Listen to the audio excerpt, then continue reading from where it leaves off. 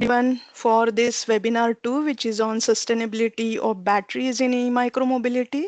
This is part of webinar series which started on 29 January when we had our first webinar, which was about role of e-micromobility in urban transport.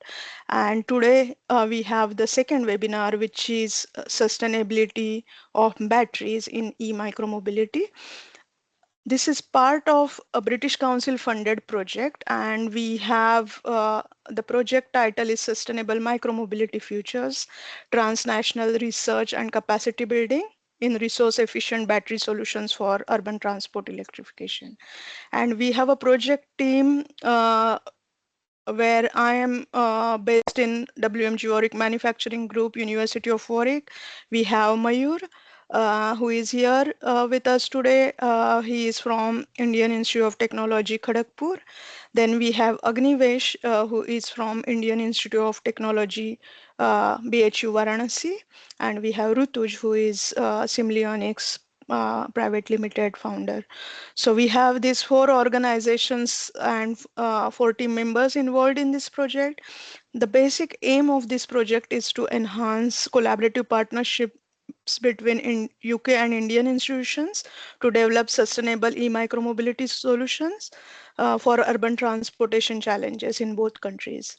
And the another important aspect is to accelerate skill development in this particular area, specifically looking into battery analytics and sustainability assessment methodologies, focusing on e-micromobility applications. And this will be done through industry academia collaboration. The project is basically 1 year project and it will be running until October 2026. So coming for today's agenda, so I'm currently giving you a brief overview of the webinar. Um, so we have the first presentation. So we will have 4 presentations. First will be from Sophie, who is research fellow at University of Birmingham, and she will be talking about what is sustainability for e-micromobility and how we can measure it. Then second presentation is will be delivered by Amek, who is head of mobility and climate action at Impact Solutions, and he will be talking about battery sustainability in e-micromobility, challenges, shared usage, and lifespan consideration. Then the third presentation will be by Saket Mehta, who is director at Deloitte, and he will be giving us policy perspectives to accelerate sustainability of batteries in e-micromobility. And then we will go into more details of battery sustainability and how battery Aadhaar can be helpful for sustainability and circularity of batteries in e-micromobility. So Anubhav Mishra, who is from WRI India, would be giving us some perspectives on that. And at the end, we will have discussion which will be based on both questions given by you as a participants, and then we will have that as a kind of discussion there. And then finally, we will conclude giving you some glimpses of coming up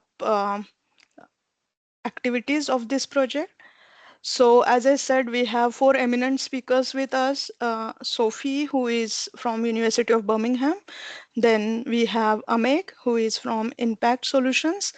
We have Saket from Deloitte, and then we have Anubhav from WRI. So I think with that, I will invite now Sophie to start her presentation. Floor is yours, Sophie. Thank you so much. I will just share my slides. Yes. So hopefully you can all see those. Yeah, my name is Sophie. I'm a research fellow at the University of Birmingham, working on clean energy and equitable transportation solution, or the CLEATS project. And I'm going to be talking a bit more generally about sustainability today. So I'll be talking about what sustainability is, how we could measure it, and why we should care for e-micromobility. So the first thing I really want to talk about is what we mean when we say sustainability. I think a lot of times this means different things to different people, and so it's really important that we're all on the same page. Initially, I think environmental sustainability is kind of what I initially think about. So things like greenhouse gas emissions or carbon emissions, renewable energy used in your manufacturing process, how much water you use, maybe even your materials, global warming potential, all of those kinds of things are important to sustainability. But there are also other factors outside of the environmental one that we need to consider. So some of those are social factors. So we might think about the use of child labour and forced labour along our supply chains, particularly for mining, the impact on local communities as well. And there is some overlap between environmental and social if you think about things like air quality. Air quality is an environmental indicator, but it also has the social benefits of improved health. So these are also important to consider for sustainability. But then there's a whole set of other factors that might be important that we need to consider that don't fit into these two that we typically talk about. So you have things like geopolitical tensions between countries for materials. If you can't get the materials you need, then that does have impacts on sustainability. For batteries, you have the battery itself and all of the technical requirements, whether that's material usage or the manufacturing process, recycling process. There are lots of technical requirements that will affect sustainability. How well are you meeting legislation and your policies? That's also important. And then, of course, you have the economic factor, which I think is not considered in the aspect of sustainability, but probably should be, um, because you can't have a sustainable business if you don't have a business at all. Um, and supply chains, particularly for batteries, are so complex. This is a graphic I really like from the World Economic Forum about batteries for electric cars, but you can apply this to batteries for all sorts of mobility as well, just to show how complex these supply chains are, and that sustainability will mean something different to each different group of people along the supply chain. So, we did some work looking along the battery supply chain and found that sustainability is more than just your carbon emissions, and actually it covers a broad set of factors across what we call the PESTEL framework. So PESTEL stands for political, economic, social, technical, legal, and environmental. And when you're considering sustainability, it's important that you look across this wide set of factors. You also have to consider your entire supply chain. And I know this might sound obvious, but it's really important to state at the beginning. So, from your raw materials, um, including processing, refining, and transporting them, manufacturing, not just your end product, but also all the individual components, use and maintenance, and that includes things like charging as well, and then end of life and second life as well. Are you going to repurpose this battery, remanufacture it? Are you going to recycle it? Are you going to landfill it? All of these things are really important. And then also things that are important for sustainability that are not directly in the supply chain. So policy, transport. So how is it interacting with other forms of transport, particularly for e-Micromobility? How are they interacting with other road users? And also research as well. The important question here is how can we actually measure sustainability across all of these different dimensions? And I will go into some of the tools we have, but the answer is it's very complicated and also not well developed for e-Micromobility in particular. But it's very hard to measure these. That doesn't mean they're not important to look at. They are still important. It's just quite difficult to measure them. But I will give some kind of assessment tools that we have. So, life cycle assessment is probably the most common one and one you might have heard of. This will help you measure the environmental impacts of a process or a product. You define what that is and the scope of it. And this is quite well established. There's lots of databases. However, life cycle assessment is only as good as the data you put in. So you do have issues with data quality and validation here. And also, it only captures that environmental impact. And I think a lot of the time we have sort of tunnel vision, particularly with carbon emissions, and we can rely on life cycle assessment to tell us if our product is sustainable, but it might not be. This has recently been expanded to something called social LCA, where you incorporate social impacts into it. However, again, the data is often subjective here. It's not well developed. And also the data for a lot of these categories just doesn't exist. So this can be quite hard to implement. You can boost life cycle assessment with something called life cycle costing, which will help you on the economic side. But again, it's only as good as the data you put in. There are other ways to measure environmental sustainability. So you have your carbon footprint analysis. There's well-documented methodology for how to do this. And also material flow analysis can be a really useful way to track the material going through your product, particularly if you're looking at recycling. Material flow analysis can be a really good way or a starting point to look at some of your environmental impacts, because you'll know how much material you need going in, but also how much is coming out and where it's coming out of the process. So where is it coming out? Is it coming out as something you can use, or is it coming out as waste? Risk assessment. So there's a battery SAQ which can help you identify ESG hotspots or environmental social governance hotspots across your supply chain. But again, these are usually self-assessments and the data is subjective, and it's very hard to measure some of these things. It doesn't mean it's not important, but it's very hard to measure.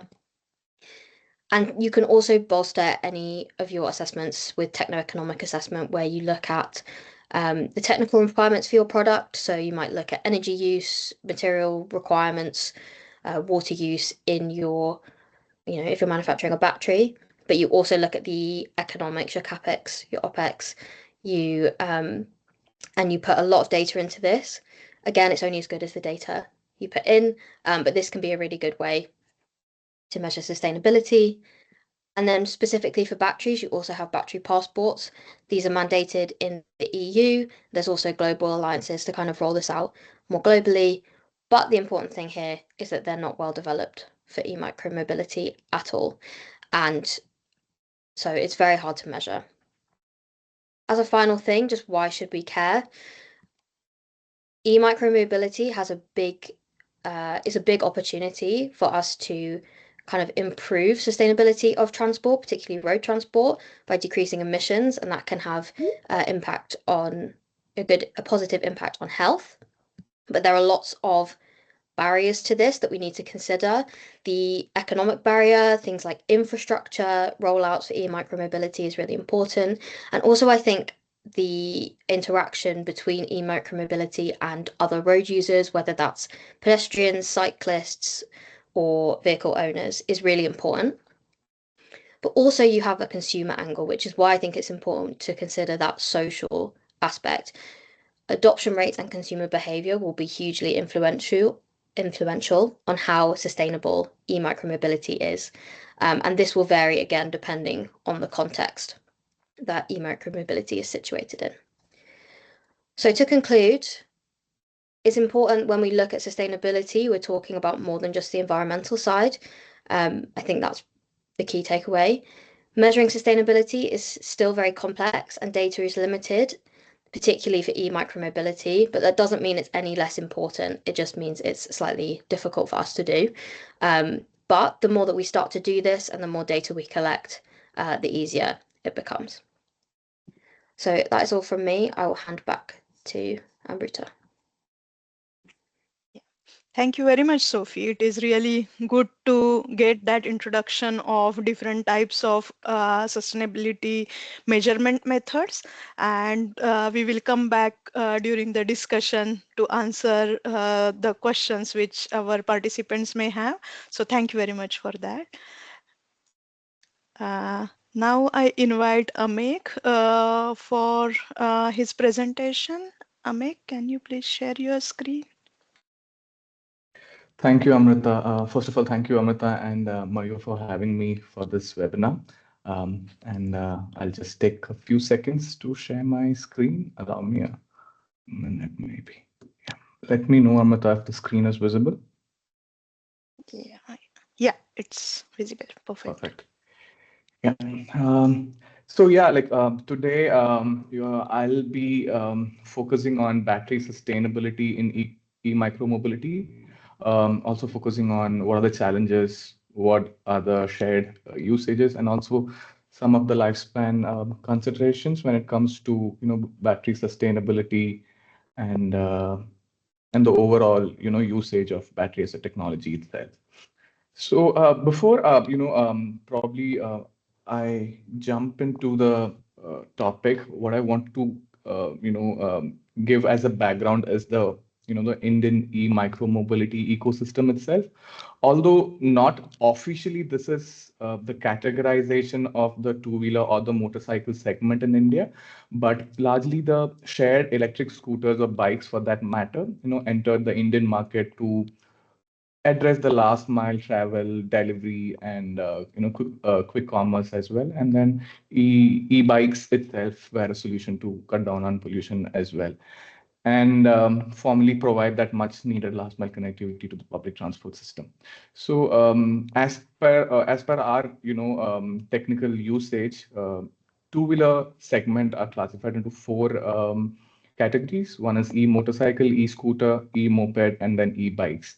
Looking into the specification of each of the segment, e-motorcycles are largely, bikes with higher power or battery size and with larger wheels as well, and largely intended for a longer trip length, more than 5 kilometers. Although it doesn't largely, you would see as part of e-micro mobility, but then does fall under the, two-wheeler segment in India, which also comes with a battery size of 3 to 10 kilowatt hour, and which offers around 90 to 200 kilometer plus range. And some of the OEMs in this segments at this point are, Ola, Ultraviolet, or Revolt, and there are more as well. And the second segment that I want to, emphasize is e-scooter. Again, a very family-friendly two-wheelers. For a long time, this segment has been growing in the Indian market, and these two-wheelers are also deployed by a lot of these app-based aggregators for shared mobility, like Rapido and Uber. And again, the battery size is somewhere in the range of 2.5 to 5 kilowatt hour, and it offers around 90 to 150 kilometer range.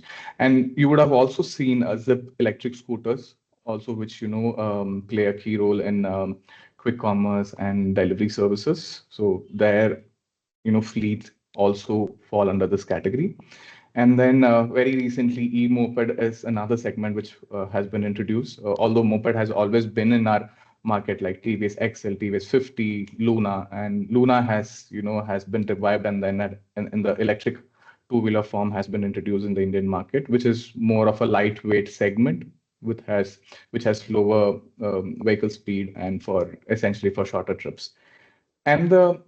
And the fourth segment, which is e-bikes, which is, battery-wise, it's less than 1 kilowatt hour and then offers around 40 to 50 kilometer range. Again, largely for utilized for leisure trips or, delivery services and quick commerce, which, again, you would have seen around these metro stations and, bus terminals where, for shorter trips, ideally these two-wheelers are utilized.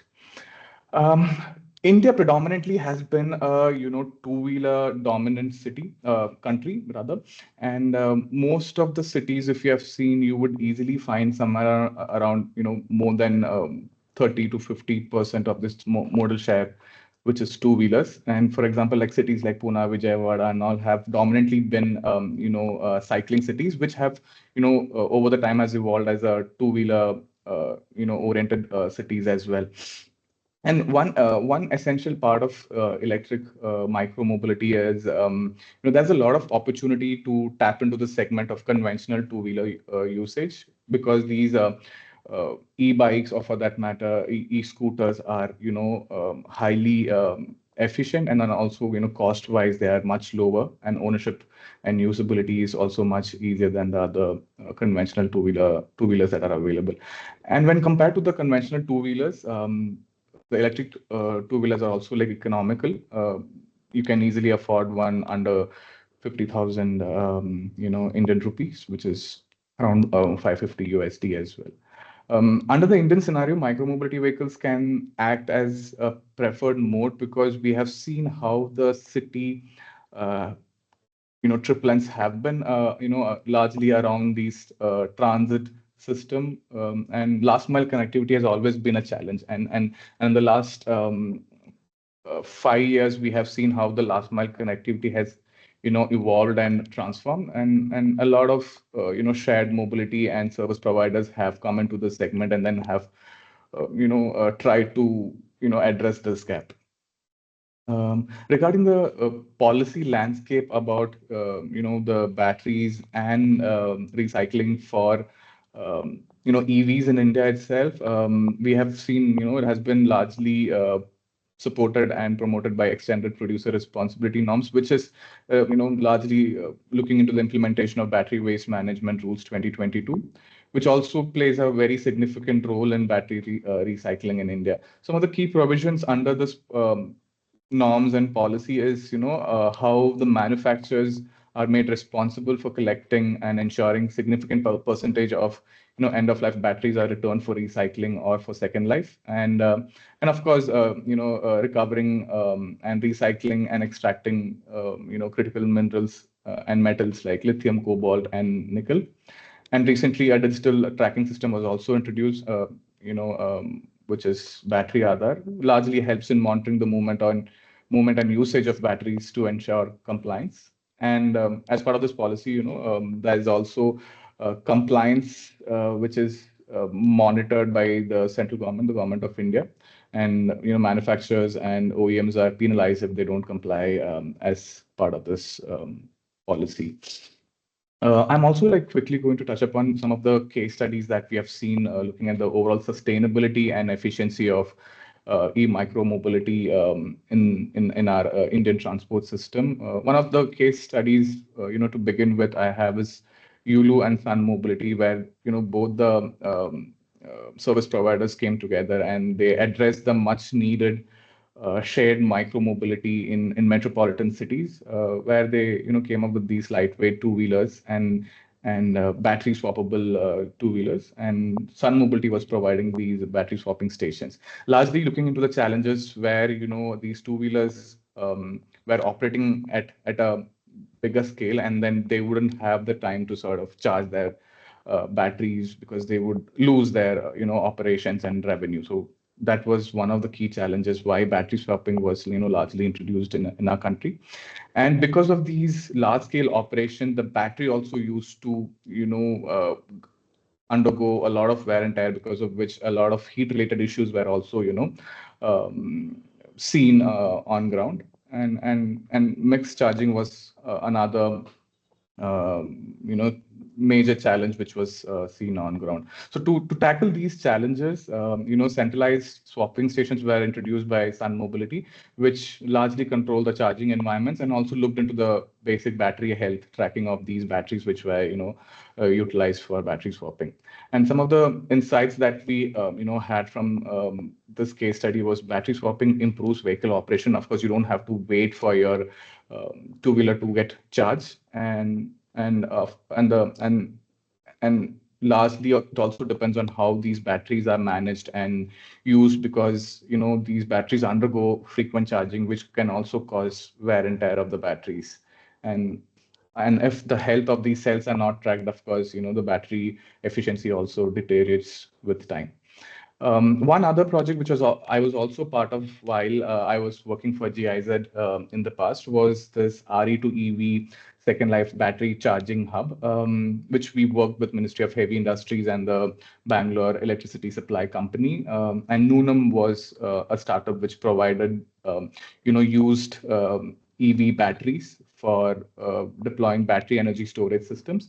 So this was a unique case where we were able to install rooftop solar PV system, which acted as a backup during power shortage, or during even peak hours. You can utilize the battery, the energy which is stored in the battery. So again, most of the batteries which had fulfilled their first life, these batteries, the cell health was monitored, and then these cells were replaced, and the second life of the batteries were utilized for deploying these battery energy storage systems. So as part of this charging infrastructure, we were able to provide 25 charging bays largely supporting three-wheelers to two-wheelers and four-wheelers, and also with a 100 kilowatt hour second life battery storage supported by solar PV system. So this was a very unique case where, we were looking into how we can reduce, scrapping batteries, rather exploring the second life of these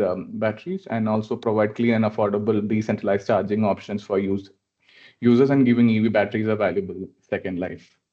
One other case study is Zip Electric. I think a lot of us would have seen how Zip Electric provides services for these quick commerce like Swiggy, Zomato, and other delivery service agencies.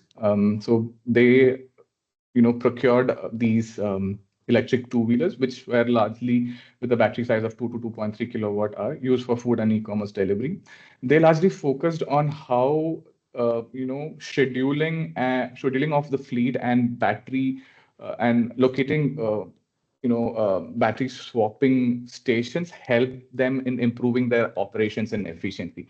So not just the battery health, but then also their fleet operations were also monitored by Zip. So this kind of looked into the larger ecosystem of e-micromobility, and then a lot of OEMs were also aligned to the operations that Zip was scaling up in different cities. So these are again also not like those small e-bikes, but the batteries which were used were like a little more than 2 kilowatt hour. In the two-wheeler segments, these are still considered as the larger batteries. So this would also help them in sustainably utilizing the batteries that were part of these battery swapping stations. Also focusing on some of the global case studies, I think tier mobility which provides much needed active mobility in a lot of European cities. Although this is one of the segment which we haven't seen a lot of growth, or rather hardly any presence in Indian cities. This largely focuses on public bike sharing, also addressing the much needed last mile connectivity. Mostly the batteries are less than 1 kilowatt hour, and the life of these batteries are also less than 1 year. So largely what they look into is shorter trip lengths, which are like 2 to 3 kilometers.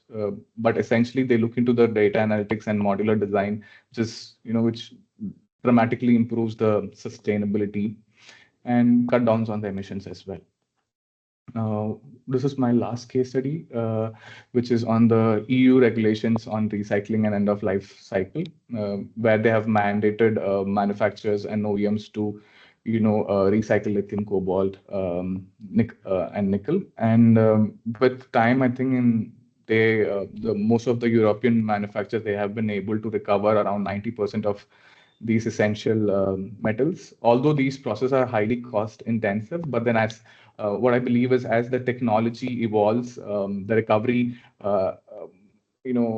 efficiency also improves and disposal also reduces. This is again a very strong case of how rules can actually enforce sustainability than just having making the technology available. And I would also quickly touch upon some of the battery realities in India. Like the electric bike batteries most of them are lightweight and smaller when compared to three-wheelers or four-wheelers, or for that matter, buses and trucks. So recycling and extracting becomes very tedious, and the volume of extraction is something which is very limited because these are like very small batteries. And we look at a huge EV battery waste to grow by 2030, which is around 128 gigawatt hour. And at this point, India imports 100% of its lithium, cobalt, and nickel requirements. And most of the recycling, or for that matter, repurposing in India is informal, with no proper standard operating procedures, or even health safety protocols are also not in place at this point. Mostly these are informal, workshops or plants which you would find in most of the cities. So disposal also is something which is concerning, because this with time degrades soil and groundwater. And like I mentioned, safety and environmentals are high with these informal recycling processes. And there's a clear gap between the policy and the battery rules. And when it comes to enforcement, I think there's a lot of work which needs to go into. And largely, I think a structured second life battery application is what is much essential to make this ecosystem sustainable as well. To conclude, what I want to emphasize here is battery sustainability just doesn't depend on the technology, but then also on availability and how we use and manage these batteries. So infrastructure economics and governance also plays a very important role when it comes to sustainability of batteries. Thank you, and over to you, Yeah, Amrita. thank you. Thank you very much, Amik. It is really good to see so many different case studies, both in India and around the world, and it will definitely help us to get more sustainable e-micromobility soon. So now I request Saket to start his presentation, which is actually talking about policies in this space. So I think it is really good flow in terms of Amit just concluded with importance of policies, and then Saket, you are taking over. Floor is yours, Saket. Thank you so much, Amrita and Mayur, for inviting me to the panel. And I will take over from here. You will give me 2 minutes for this. So I hope my Yes. deck is visible. Sure. Yeah. Thank you. Perfect. Perfect. Thank you. Thank you so much. So yeah, I will focus on policy aspect of the overall e-micromobility. And good afternoon, everyone. My focus will be mainly on policy perspective to accelerate sustainability in batteries. And I would not focus on any technical aspects, as Amrita confirmed and as Ameg has covered some of it. And the issue is more system level, is what is the premise on which the overall conversation, which I will unfold in the next 8 to 9 slides, which I have. Just a second. Yes. So, conference देखो क्या नहीं conference नहीं देखी yeah. Okay. So what sustainability of batteries mean is something which we need to understand, and that sets the context for the overall presentation. From a policy perspective, if we look at sustainability is covering all three aspects, which is environmental, economic, and institutional. And when we say environment, it means what happens to the battery at the end of the life. Is it safely collected? Is it recycled and disposed of in a environmental friendly manner, or it goes into the normal informal waste streams in which normally India has those challenges. Economic sustainability refers to who absorbs the financial risk in case of early battery degradation, who is expected to do that, how the market is designed. Does it fall on the operators? Does it fall on the manufacturers? Or it goes to the financial institution who are lending the money? And finally, institutional sustainability, which is what governance is all about. Who sets the standards, who monitors the compliance and enforces accountability. And if any one of these three sustainability dimensions are weak, the overall framework of sustainability will collapse. And hence, the importance of policy. Why policy matters, I'll cover it in 2 slides. I think it's known, a lot of the background has been covered by Amit. The entire value chain, or if you look at all the actors in the value chain of a battery ecosystem, the users are people whose most focus is to maximize their daily usage. They are not interested in looking at a long-term battery health, because if I look at it from a shared micromobility perspective or delivery riders perspective, then this is the case. In case of operators, they work on very thin margins if we focus on micromobility, and their focus is on increasing the uptime and maximizing the profits or the margins which they have. OEMs are focused on selling and expanding their markets and sales, and recyclers predominantly, even today, in spite of a lot of the rules which have come in with respect to battery life management, they are informal in nature, and their purpose is to increase the recycling. Disposal in an environmental friendly manner is not there. So each actor is behaving rationally to their role, but their focus is only on their perspective. And no one is looking at the larger picture, which is the environment, the economy, and the three sustainability parameters which I mentioned. And this is precisely where it becomes essential that there is a robust policy framework as well as policy enforcement to ensure that things are streamlined.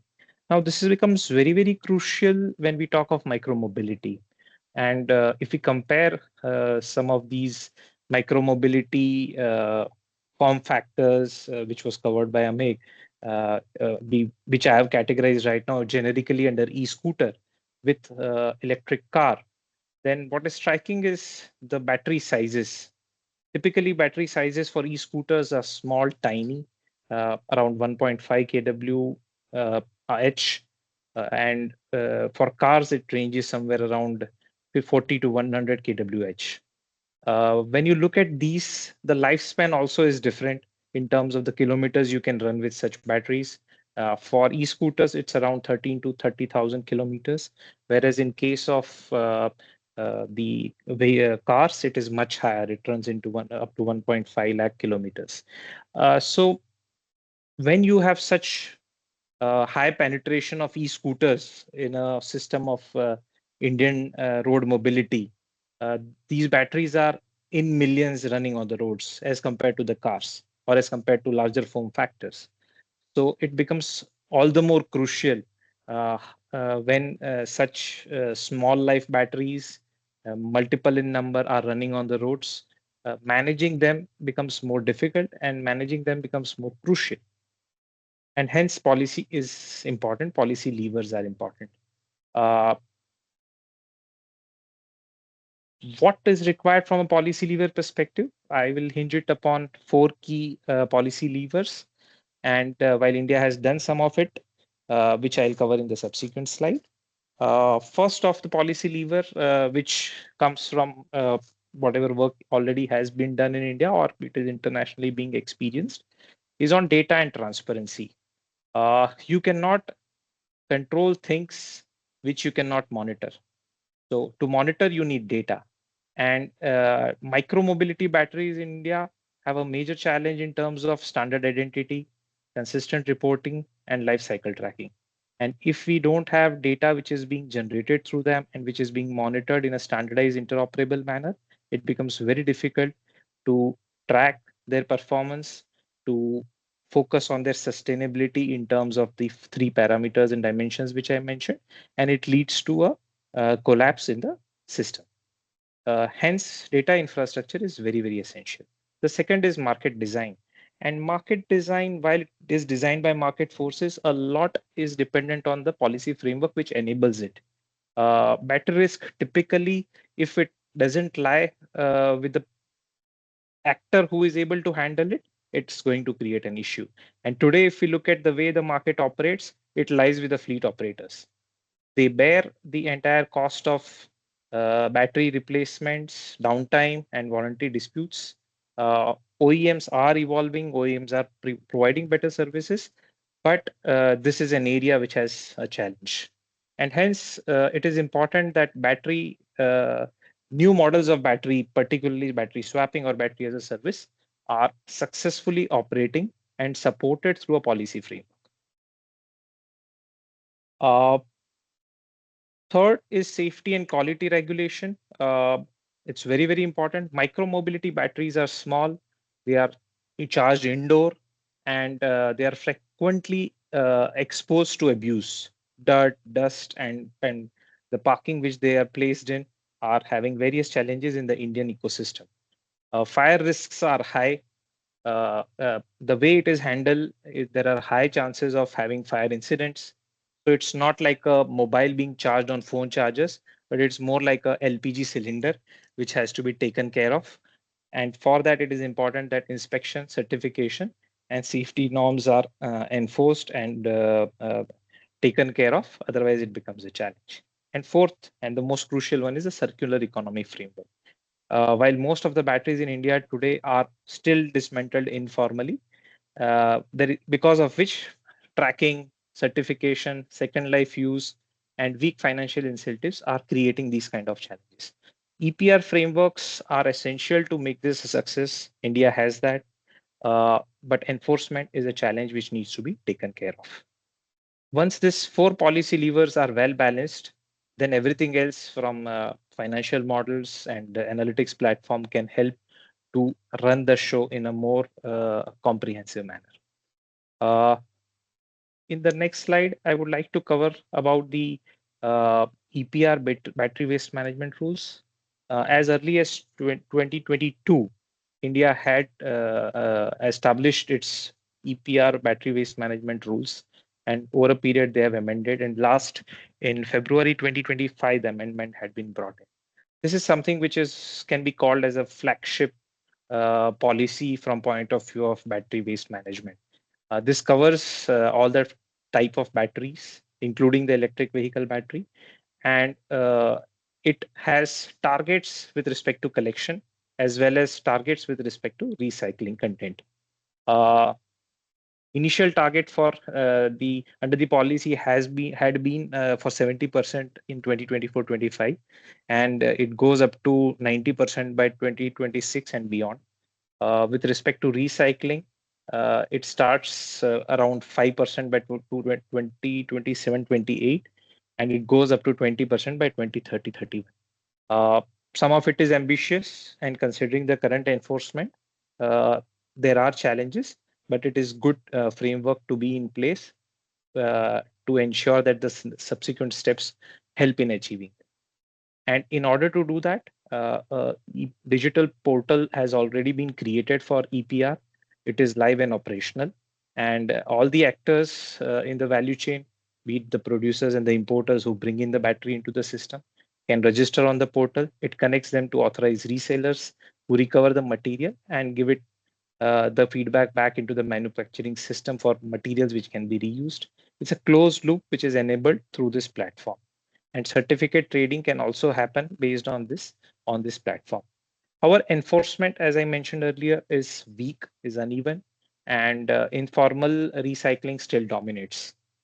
Government has tried to incrementally improve the policy framework, and the recent amendment was brought in 2025, as I mentioned earlier, and it brings in mandatory barcode and QR code printing onto these battery systems, printing of EPR numbers on brochures, and certain exemptions on things which are not critically important have also been brought out in the 2025 amendment.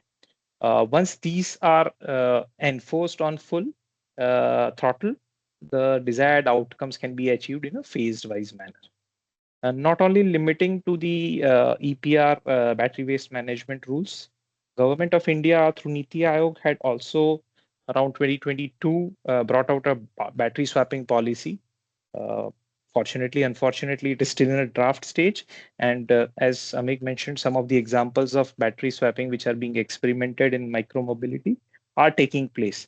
But if this policy framework comes into picture, and if it is enforced and it is supported through various things which have been drafted in it, it will lead to a lot of successful outcomes because it covers all the form factors, two-wheelers, three-wheelers, including micromobility. And it also mandates BMS data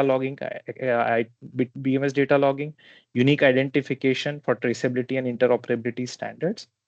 And this helps to create the entire value chain of tracking, tracing, and monitoring the overall performance of a battery. Once this is in place, it helps to manage the entire battery life, plan for second life based on the performance. And once that is out, ensure safe recycling practices are in place. And this will help to address all the technical, regulatory, and institutional and financial challenges in the battery swapping ecosystem if once it is in place. With this, I come to my last slide. As I mentioned, a lot of things are being done. On-ground implementation lags the initial plans.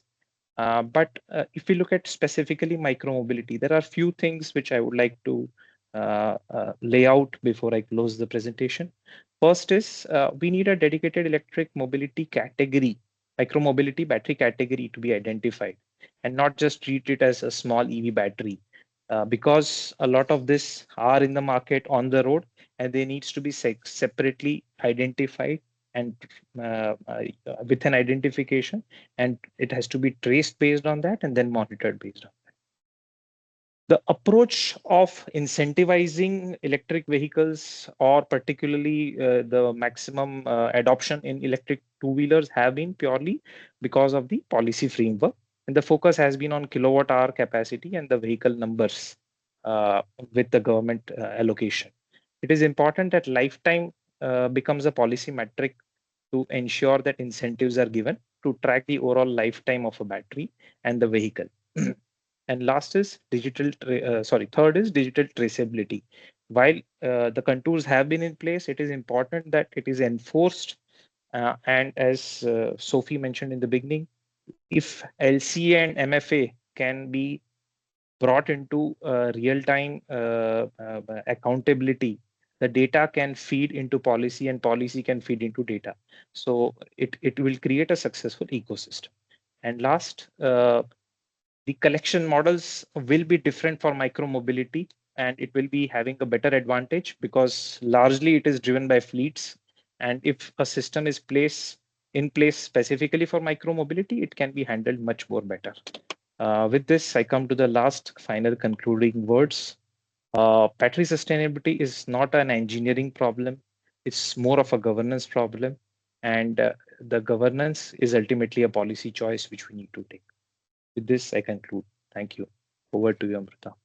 Yeah, thank you very much, Saket. It is really insightful. As you mentioned, the importance of having focused efforts for e-micromobility. So that has been our intention about this project as well. So thank you very much for highlighting that. So now I come to Ankur. Anubhav, sorry, Anubhav, can you please share your screen and start your presentation? Yeah, sure. Uh, while I'm trying to share my screen, thanks Amrita and thanks you for having me here. Let me quickly share my screen.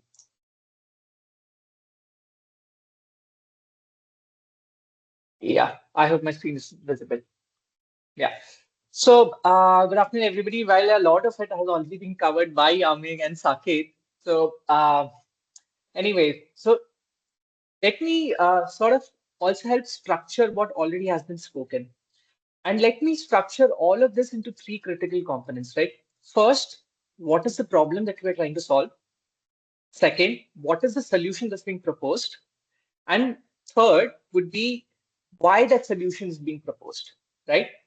So, and when we're moving on to the problem, definition of the problem, let me help you zoom out a bit, okay? And let us see all of this from a country perspective, from an India perspective. So India does have ambitious net zero goals, right? It has 2070 net zero goals. What does this mean? This means that batteries, which is at the center of this net zero goals, right, is going to see disproportionate increase in demand. And why batteries? Because batteries is not only at the cusp of mobility decarbonization, but batteries are also at the heart of renewable energy decarbonization, right? Without energy storage, renewable energy would have a limit to what extent it can grow. So the crux of the matter is India is going to see unprecedented increase in demand for batteries. But what's the problem there? The problem, as has been said previously, India is heavily dependent on imports. To simplify this, almost every lithium cell that we are using today is almost imported. Almost every cell is imported, right? And to add to that, the entire upstream value chain, from mining to material processing to electrode anode manufacturing, all of that is heavily geographically concentrated, right? I mean, just to point out one thing, if you just focus on the red color in the graph, that's China, right? So you can see how much of geographical concentration is happening. So this is the problem. Now, what is the solution? Of course, circularity. Why circularity? Uh, what is circularity rather? One important perspective I would like to bring in here is when we think about circularity, most of the conversations revolve around recycling, right? But there's another aspect that's catching up, which is repurposing. So when a EV battery retires, it has almost 80% of its capacity still remaining, right? So the argument is, why are we then shredding this battery for recycling. Why don't we take that battery and put it for some other use where we can use that 80% of its capacity that's still left in the battery? And what are we achieving by doing this? We are reducing the demand for that primary virgin material, right? We are reducing India's dependence on their supply externalities or the price volatility, so on and so forth, other than the carbon emissions improvement. And just to give you an idea of the potential, this was highlighted by Ameg also, that out of 120 gigawatt, that's the number he also quoted out of PTI's report, almost half of it is going to come from EVs alone. And here is where India presents a unique picture. And here is where the influence of e-micromobility also comes in. Now, India's EV penetration actually has a very different picture compared to the Western world. Because in India, the EV penetration has mostly happened in the 2-3 wheelers, right? While in 4 wheelers, it is hardly around 4.5%. The bulk of the penetration is happening in the 2 and 3 wheelers. And this is how it is different from the Western world. And therefore, India needs to solve this problem. And circularity is the answer. But I believe every idea is only as good as its implementation, right?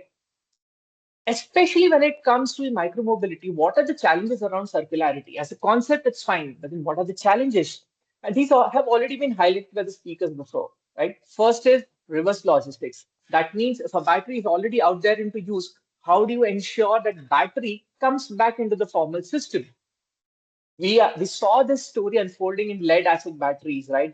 And as you know, just now Saket highlighted how we saw so many informal sort of these recycling centers and collection centers coming up everywhere. Now, because the supply chain is broken, the recycling and the reuse industry is also suffering. Now, think of how this happens. If I am a recycler, I'm getting this truckload of used batteries, right? I don't know where these batteries have come from, what chemistry are these batteries of, what are the hazardous materials used inside that, what are the recyclable materials inside that, how do I even dismantle this battery? He had absolutely no idea. And therefore, to get that idea, a lot of time, money, and effort is invested by these companies to then analyze these waste batteries, right? A lot of time is lost, a lot of money is lost, a lot of effort is lost in this. Now, if I have a battery, what incentive even do I have to take my battery and take it and give it to a, say, a formal, say, a recycler or a refurbisher? Is he going to pay me more? No, because as of today, there is no scientific basis to sort of determine the value of these used batteries. So there is no incentive, right? There is no second life structured market present. And finally, and this has been spoken about a lot, we are seeing a lot of gaps in EPR implementation. What do you mean by that? Right? It hasn't spoken about. Just to give an example, if I am a recycler and I'm claiming that if I have recycled this much of batteries, who is actually verifying that I have recycled that many batteries, right? This is what is happening. So again, if I zoom out of all these problems, what is the common thread that I see? The common thread that I see is that there is no battery data being managed in India. A data system that is verifiable. This word is also very important. And if we have a battery data management framework, not only will it help improve circularity, but will also help the inefficiencies in the system, right? So this is what the problem is. What's the solution being proposed? It's battery Aadhaar. Now, what is battery Aadhaar? In very simple words, battery Aadhaar is this foundational digital block. What this means is you somehow make a lot of data available. And if I draw parallels to our Aadhaar, if I have my name and my address and date of birth made available digitally, now there are so many use cases, right? I can go inside an airport, I can do eKYC, I can register my car, I can register my PUC, whatever I want, everything and anything can use that digital data that's already there. And this is exactly what Aadhaar is trying to do. And how is it trying to do? Let me simplify what is battery Aadhaar. Battery Aadhaar is combination of your Aadhaar card and your passport. And this is a very simplified way of putting it. But what I mean by this is There is a set of static data, which means where does this battery, who manufactured this battery, what are its chemical constituents, what is its chemistry, what is its voltage, what is its internal resistance, so on and so forth. And it's also like a passport, which basically means wherever you travel in your life, you get stamped, that gets stamped, right? So dynamic data is also being recorded. And in very simple words, once all of this data is made available, the idea is to then make this data shareable across stakeholders. Now, the interesting thing is that it's not only traceability. If I look at, there are many use cases once this data is made available. I don't want to get into specifics of the use cases, but again, I want you guys to zoom out and see that the benefits are not only touching upon the circularity aspect of the batteries, but it also touches upon the first life use cases. That means if you have a two-wheeler, a e-scooter or an e-bike, and there are warranty issues, like we are seeing so many problems where the battery suddenly dies, and you take it to for a warranty claim, and suddenly you are being asked if it's your problem as a user, you didn't manage it well, so on and so forth. So warranty management becomes better, the state of health management becomes better, and so on and so forth. So this is what a battery data can do to your ecosystem. And I mean, if we keep exploring further at the use cases, once that data is available, we can see a huge lot of use cases that can be enabled through this battery data. I don't want to get into these use cases, but it is across the ecosystem. And if you say it's not only the mobility sector, it also gets into the energy sector, right? So all these smaller batteries, two-wheelers, three-wheelers, batteries can actually be used in the energy storage, and battery data is going to enable that. That is what the larger picture that's being painted here. Quickly, so again, for simplification purpose, say you have three players, right? A battery OEM, an EV OEM. This can be an Ather or a Ola, whoever. There's an EV consumer, right? The battery EV OEM has this battery Aadhaar. So the battery OEM, when the battery goes from the OEM to the EV OEM, he shares some specific data. After that, when the EV OEM sells you the scooter, right? And when you're using that scooter, you generate a lot of dynamic data. Once you're done with the scooter, say it's been 7, 8 years and you want to sell it off, the battery then flows back to the EV OEM. The ownership is again recorded. The ownership transfer is recorded in the battery Aadhaar. Now the EV OEM has the battery, right? What does it do? Either it sends to a recycler or a refurbisher. Now, based on all of this data, it can do that analysis and make that decision. If it goes to a recycler, the data is updated. And if it goes to a refurbisher, it is accordingly updated. And here, therefore, we can see how beautifully just a concept like battery Aadhaar can enable not only the traceability of battery, but also a lot of process efficiency that it can bring in, right? So battery Aadhaar guidelines have already been declared by MOD, but I just wanted to make it clear out here that these are just draft guidelines. The policy, there is no policy that has come out yet. It is just draft guidelines by MOD. But the interesting thing to note here, it shows positive intent by the government that it wants to come out with battery Aadhaar. And very interestingly, if you look at the scope, the light means of transport batteries are also covered under battery Aadhaar. And you can see that they have added all the material data, the chemistry data, the carbon footprint data. All of these needs to be declared.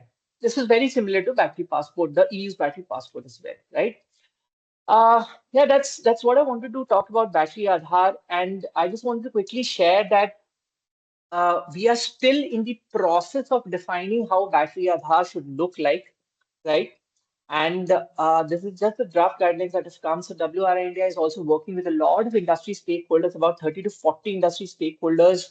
And we are co-developing this framework right now as we speak. What are the use cases? What are the data attributes? What should the governance structure look like? What should be the technology blueprint of battery Aadhaar look like? And that's how we are trying to sort of help develop a robust battery Aadhaar framework. That's all from me. Thank you. Thank you very much, Anubhav. It is really, really good to see the battery Aadhaar concept in the draft format, and it is good to also see that you emphasized use phase along with end of life phase, how it is important from traceability point of view. So thank you very much for that. So probably we will spend let's just 10 minutes for some questions. So let me start with Sophie. Sophie, as you have seen that you mentioned about battery passport, and battery Aadhaar is similar to battery passport concept specifically for India. So I was curious that from LCA and let's say any sustainability assessment point of view, what kind of data that you would like to see to be getting recorded, which will help to do the sustainability analysis in e-micromobility sector? Thank you. That's a really good question. I think something that it's important, particularly for manufacturing companies, is to track the more social elements of their data, so qualitative things, um, things like where their material is actually coming from, so location-based data, what companies it's coming from, and then for those companies to look at, what is the kind of demographics of our workforce, where are we sourcing our materials from? Because if each company does that, then we'll start to see, things like child labor and forced labor percentages, and those kind of harder to track social factors. It's a lot easier to do that if each company does it for themselves. And it's those less quantifiable things that I think will be really important going forward, particularly when talking about integrating it into policy. So as a starting point, I would look at social LCA and look at those factors and think, can I actually track for me personally, my company across those factors? That's what I would suggest. Yeah. Thank you very much for those inputs, Sophie. Probably I will just extend that question further for Ameg. That Ameg, you presented some case studies in context of e-micromobility. So, in perspective from those case studies, do you know any of the dynamic data which Anubhav has mentioned has been recorded, or are we still in initial phases of considering data records for e-micromobility? I think I would still say e-micromobility is still, evolving, growing, and both in terms of scale and technology. But that being said, battery swapping service providers, they look into the health, cell health, and battery degradation and the life as well, and then how much wear and tear the battery has gone through. So the individual cell health is also something which is monitored by these service providers. That being said, usability of these electric two-wheelers that we're talking about is the core part is definitely the battery, which drives the motor. But then apart from that, when it comes to when we just focus on the vehicle itself and then we shift focus from the battery, a lot of wear and tear happens on the vehicle as well. What we have seen, let it be, the quick commerce segment, or for that matter, shared mobility, the survival of these fleet is not very long because as a user there's a lot of rough usage as well, because we don't own the vehicle, so we don't care about the vehicle as well, unfortunately. So there's a lot of sustainability issues around the vehicle as well, not just the battery part. So I think that part is something where a lot of data and assessment doesn't go into. So yeah, but then I would definitely say this is still in a very initial phase. There's a lot of potential, and I think, and in terms of, data storage and data assessment, there's again a lot of potential. Yeah. Just continuing with you, Ameg, there is one question from our participants that in battery swapping policy, how can we ensure that the customer will get same configuration of battery with same capacity and cell chemistry in return? So is this a kind of what you can say um, similar to range anxiety, this kind of anxiety we can see from the batteries health perspective? Do you experience similar thing when you were working on battery swapping project, how it is handled? So that's for sure, like with the usage of the battery, with time, the efficiency and the range that these batteries provide, that deteriorates. But one thing is, these modules of these batteries are standardized, so it can just fit into all those vehicles which sort of has complied with these battery standards. But definitely, we all know with time we use these EVs, battery, health is something which deteriorates, and over time you will have to replace the battery. So that's something that everyone's aware of. That's unfortunate, but then you will have to spend on the batteries. If it's a battery swappable vehicle, then you don't have to. You can just swap a battery and then go ahead. But then your range is also fluctuating because of your efficiency degradation. Yeah. Yeah, thank you very much for pointing out that. So let me come to Saket now. Saket, you mentioned about importance of having focused efforts for e-micromobility, like whether it is for battery Aadhaar or uh, considering, let's say, recyclability or EPR for batteries, but having a focused efforts for e-micromobility as a sector, because it is more unorganized or distributed kind of thing, more batteries there in number, it is in volumes, it is quite large. So from your perspective, do you think, like, though there are efforts for battery Aadhaar, there should be some focused effort to have a platform specifically for micromobility vehicles? Will that be a kind of solution? And if yes, what kind of things would you like to see recorded in that platform for e-micromobility vehicles?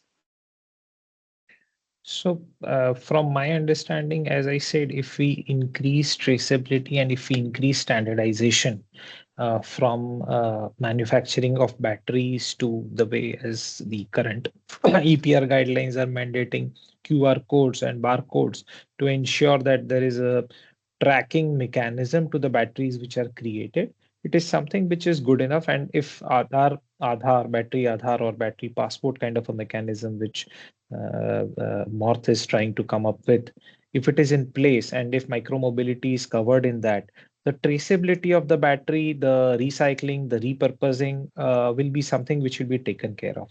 The bigger challenge would be to look at how we are able to support models, because as some of the colleagues in the chat are also asking recycling, the status of recyclability, and it is very crucial that how do we ensure that the collection mechanism, the advantage of micromobility is scale, and largely be it for last mile connectivity, be it for distribution in last mile logistics, it's on fleet basis, so it's easy to do collection, to focus on repurposing and to focus on recycling. But setting that the logistics value chain from collection to a standardized recycler is something which is very important. And for that, it is essential that the policy focuses on elements like battery swapping, because battery swapping may initially look like increasing cost and may have challenges with respect to, as someone has asked question, with respect to getting the same kind of battery and all. But it ensures that you are passing on that responsibility to a battery provider. You are just bothered about the vehicle. And when it is on a scale of fleets, it becomes easier for you, and the responsibility passes on to the OEM or the battery manufacturer. And then it becomes easier to ensure that this reverse logistics, or I would say the logistics from the degraded battery till recycle, is set in place. And the last piece, which is recycling, the bringing up the informal sector, training them, you cannot ignore them. In ELVs, India has tried to bring in RVSFs. Not a lot of RVSFs have been established by auto OEMs. They are tying up with the recyclers. They are working along with them and trying to create a hybrid structure. Something similar of expanding those capabilities, training them, and bringing them up to speed with the current technologies is required. And I think if that is captured through a policy mechanism and through an incentive mechanism to support, that will go a long way in getting this in place and addressed. Thank you very much for those insights. I think you also touched upon the question regarding the current status of recyclability in India in some way, like highlighting Yes. that we have to catch up with the technology development. And implementation should actually catch up with the um, technology development in the recycling. So let me come to Anubhav. Anubhav, you mentioned about the records of dynamic data.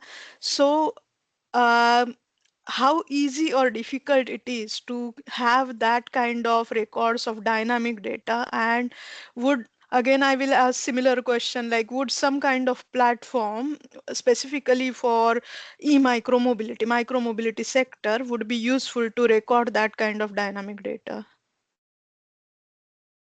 Well, a straightforward answer to your first question is it's going to be difficult.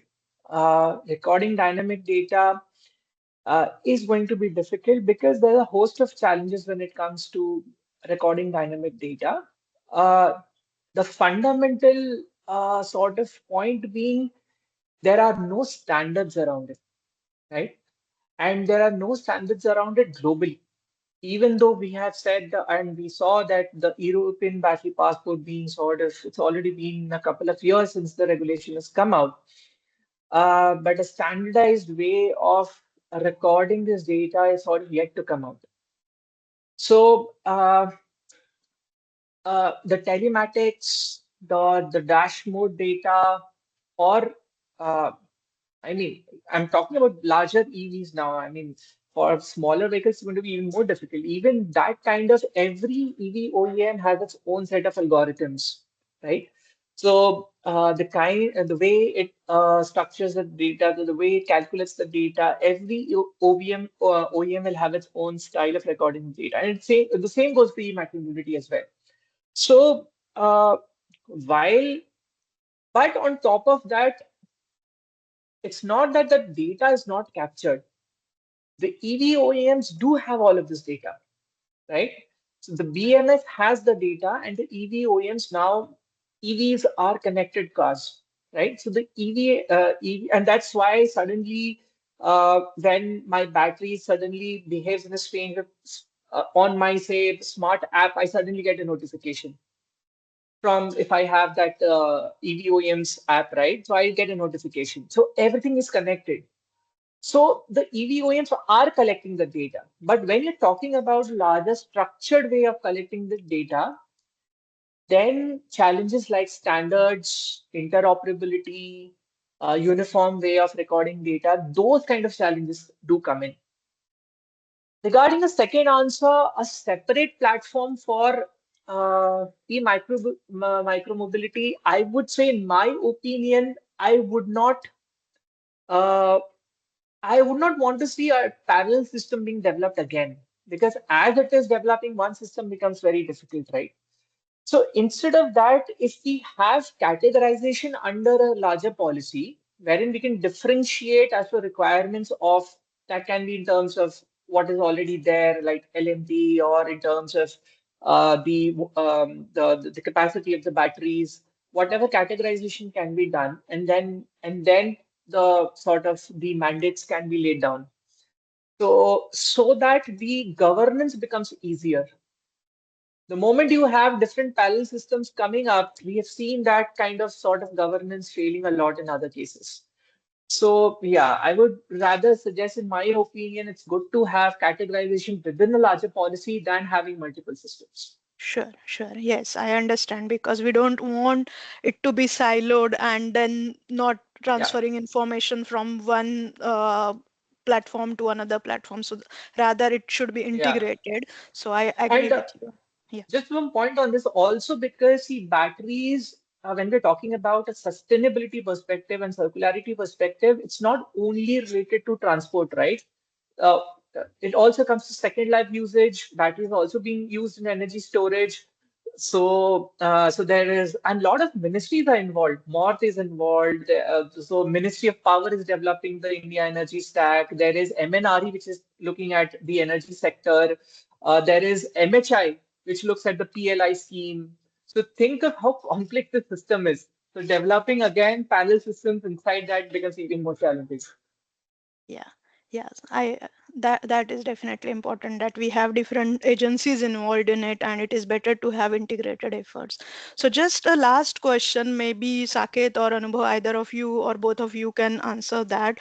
One of our participant is saying that whether battery insurance will be something useful to address this challenges associated with battery lifespan, because Saket, you also mentioned that who pays for the who which organization should be responsible for battery degradation, etc. So do you think battery insurance will be something which would be useful?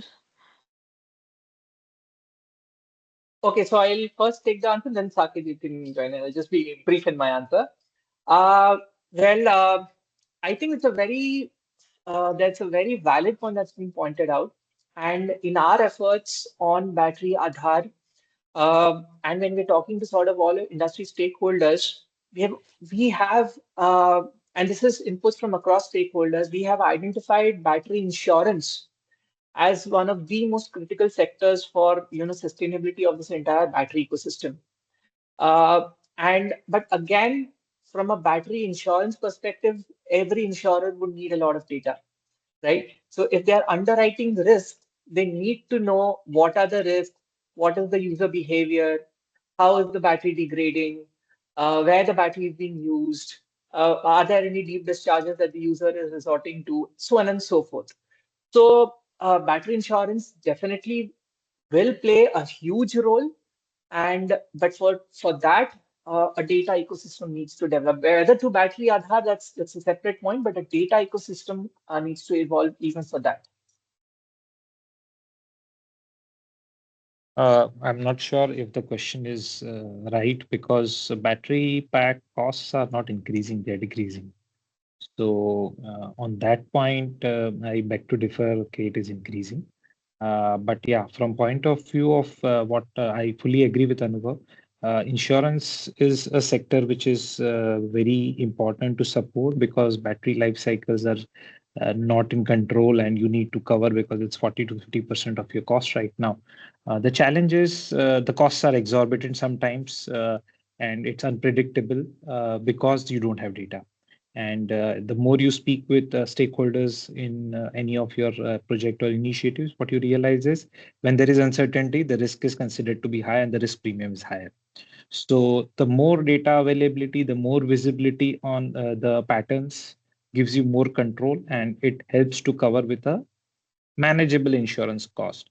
So insurance definitely is an important cover, and it will be essential. But the data, the framework, the enforcement of policy is very, very crucial. And be it battery swapping, be it the MORTH guidelines, which are to be implemented now from an passport perspective, will be very, very crucial. And it will not be easy. It will take some time.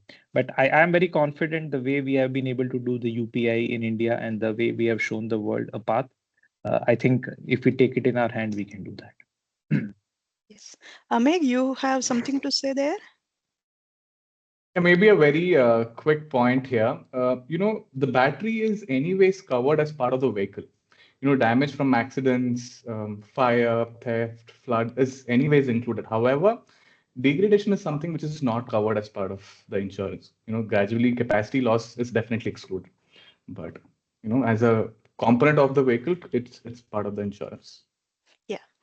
Yeah, thank you very much for all those insightful points raised. So thank you all presenters and also thank you all participants. I will just quickly conclude to give you a brief timeline of our upcoming activities. So we have webinar 3, which is scheduled on 26th Feb, which will cover battery analytics for e-micromobility application. Then we have webinar 4, which is potential of AI in battery analytics for specifically for e-micromobility application. We will have that in week commencing 9th March. And then we have in-person events like hackathon in IIT BHU Varanasi in April tentatively, and industry stakeholder engagement also in April in Kolkata, and then student competition in UK along with industry stakeholder engagement is in June in UK. So with that, I will quickly request you to consider giving us feedback because it is important for us from the project point of view, and it will help us also to improve the delivery of our webinars and other activities. And if you have any other questions, please reach out to any of us. My email address is there. So thank you very much all. And with that, I thank all the presenters, Sophie, Amek, Saket, and Anubha, and my colleague Mayur for helping me organize this. So thank you, everyone. Thank you, all participants. Thank you. Thank you. It was Thank a you, guys. pleasure connecting. Thank you.